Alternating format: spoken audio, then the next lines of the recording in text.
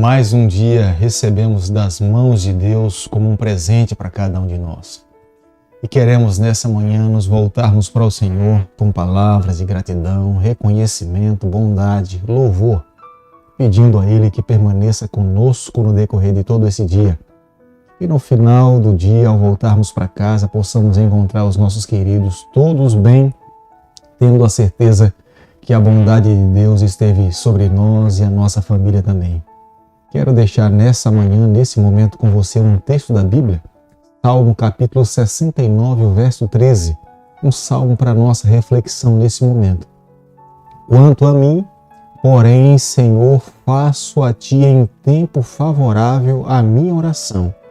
Responde-me, ó Deus, pela riqueza da Tua graça, pela Tua fidelidade em socorrer. Salmo capítulo 69, o verso 13. É o que nós estamos fazendo nessa manhã.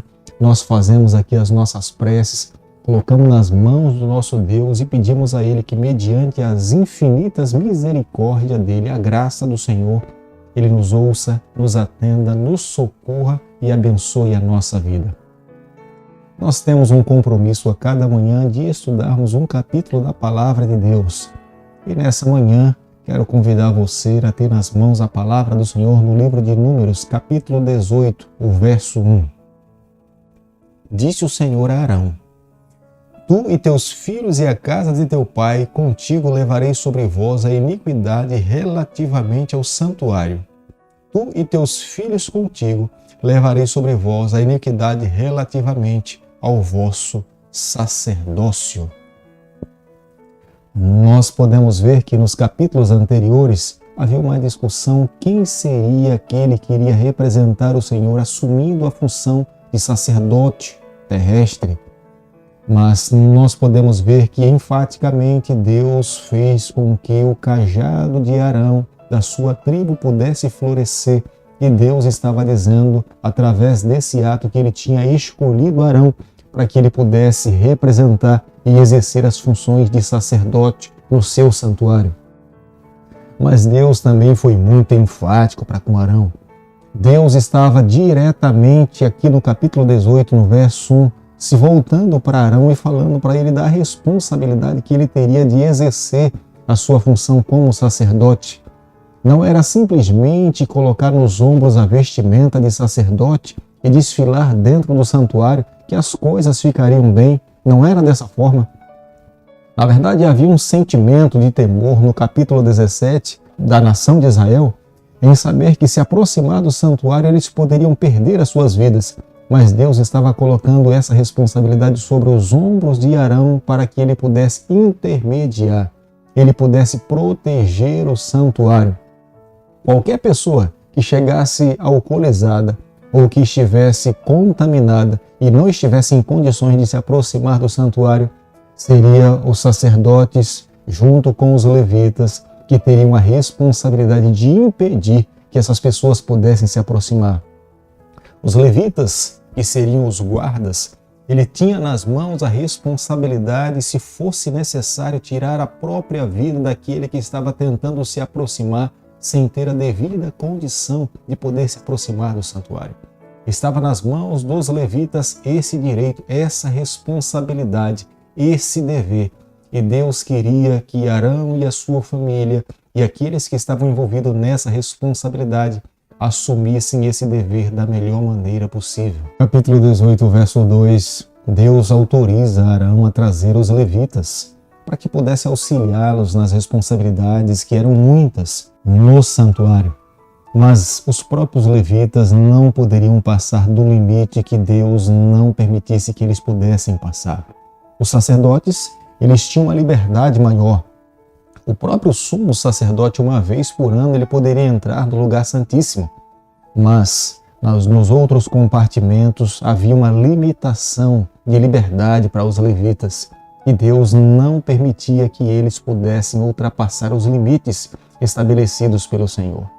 Os próprios coatitas, que faziam parte dos levitas, eles não poderiam manejar os utensílios, nem mesmo olhar para os utensílios quando eles estavam cobertos, o altar de incenso, a arca da aliança e alguns móveis que estavam no lugar santo. Deus não permitia que eles pudessem manejar ou eles pudessem olhar, porque de fato era exclusivamente separado ao Senhor. Todo obreiro, ele deve ter orgulho da função que exerce. Nós precisamos reconhecer que fomos separados para um ofício em servir ao Senhor. Independente da função que você exerça para Deus, faça da melhor maneira possível, reconhecendo que o teu trabalho é reconhecido pelos céus. Nessa terra, de repente, alguém não autentique, não reconheça a validade das funções que você desempenha nessa terra para o Senhor. Mas você não pode se esquecer que os olhos do Senhor estão voltados para todos os fiéis que estão sob a face dessa terra. Toda pessoa que desempenha com compromisso, com dedicação, com santidade algo ao Senhor, tenha certeza que os olhos do Senhor estão autenticando, confirmando a autenticidade da sua obra consagrada ao Senhor. O capítulo 18 do livro de Números, o verso 8, diz o seguinte: Disse mais o Senhor a Arão: Eis que eu te dei o que foi separado das minhas ofertas, com todas as coisas consagradas dos filhos de Israel. Dei-as por direito perpétuo, como porção a ti e a teus filhos. Deus estava aqui estabelecendo a maneira pela qual os sacerdotes e os levitas deveriam ser sustentados. Nem os sacerdotes, nem os levitas, eles tinham herança de terra. A herança do sacerdote e dos levitas era o Senhor. E era mais do que justo Deus sustentar através das ofertas que eram trazidas para o santuário aqueles que lhe serviam, que eram sacerdotes e os levitas. Eles que estavam na responsabilidade de ofertar no santuário deveriam levar para Deus o que era melhor. A gordura era oferecida para o Senhor porque havia um entendimento que de fato a gordura era a melhor parte que existia numa oferta. Portanto, a gordura pertencia exclusivamente ao Senhor. No versículo 15, nós encontramos que aquele que ofertava, e no momento que era o primeiro nascimento de um animal, se fosse macho, esse deveria ser entregue ao sacerdote. Mas se no primeiro nascimento de um animal fosse uma fêmea, esse não deveria ser entregue ao Senhor, não deveria ser entregue ao sacerdote.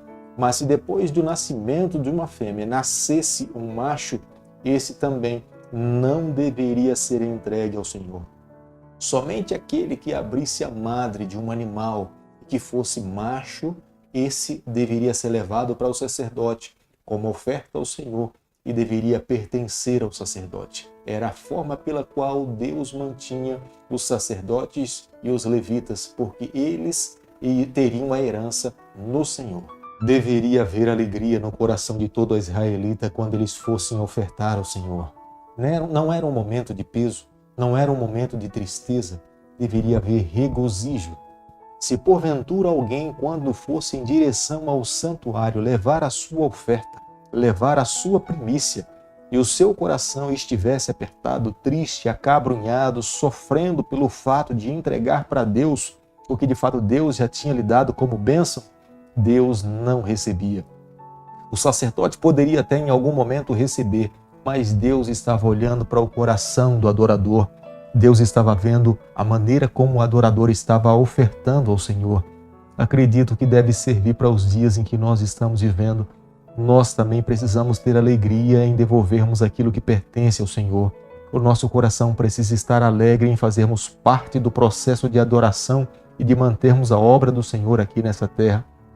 Se nós vivermos dessa forma, tenha certeza, as bênçãos de Deus irão continuar caindo sobre a nossa vida de uma forma muito maior e abundante. Mas depende da maneira como nós expressamos para Deus a nossa verdadeira adoração. Os próprios levitas, que eles eram beneficiados pelos dízimos e pelas ofertas que os adoradores levavam ao santuário, os próprios levitas deveriam devolver as suas ofertas e os seus dízimos a Arão, porque Arão era o sumo sacerdote e Arão também deveria ser mantido, e era uma forma de reconhecer da parte dos levitas que Deus estava ali abençoando e eles deveriam entregar como uma expressão de gratidão pela bênção de Deus sobre a sua vida. Dessa forma, Deus trabalhava no coração de todas as classes daqueles que estavam dentro da nação de Israel, fazendo com que todas as pessoas reconhecessem que Deus é soberano e que eles dependiam e deveriam diariamente se voltar para Deus com palavras e com ações de gratidão. Ao concluirmos nessa manhã o capítulo 18 do livro de Números, nós podemos ver que Deus espera que cada um de nós possamos ser luz aonde nós nos encontramos. Nós precisamos refletir a imagem do Senhor nesse mundo escuro. Há muitas pessoas que ainda não conhecem a Jesus Cristo, mas a maneira como nós vivemos, na nossa integridade, na nossa fidelidade, a maneira como nós amamos ao Senhor, irá revelar Jesus àquelas pessoas que ainda não conhecem ao Senhor. É da forma como nós amamos aos nossos semelhantes, a forma como nós nos relacionamos, a forma como nós abordamos as pessoas, isso demonstra quem de fato é o Senhor do nosso coração. Da mesma forma como nós administramos as nossas finanças, irão revelar para aquelas pessoas que não conhecem a Jesus Cristo que nós temos uma forma diferente de conduzirmos as nossas finanças, olharmos para os valores que recebemos das mãos de Deus e eles consequentemente irão entender que há um Senhor soberano, que há um Deus que um dia vai voltar aqui a essa terra buscar os seus filhos e terão o desejo de poder conhecer e se colocar nas mãos do Senhor. Quero pedir a Deus nessa manhã que a cada dia, cada um de nós, como sabemos que pertencemos ao sacerdócio de todos os santos, não apenas uma classe de sacerdote hoje, mas todos nós somos responsáveis em proclamar as boas novas de salvação e, acima de tudo, viver essas verdades. Vivendo dessa forma, tenha certeza que estaremos a cada dia nos preparando para nos encontrarmos com o nosso Salvador e viver com Ele por toda a eternidade. Querido Pai, nas Tuas mãos, nessa manhã, nós nos colocamos. Nós abrimos o nosso coração. Nós confessamos as nossas falhas. Nós queremos a cada dia amar a Tua pessoa. Fica conosco no decorrer desse dia. É o nosso pedido, é a nossa oração e nós fazemos em nome de Jesus. Que o Senhor te abençoe e te guarde. Que Ele faça resplandecer o seu rosto sobre você.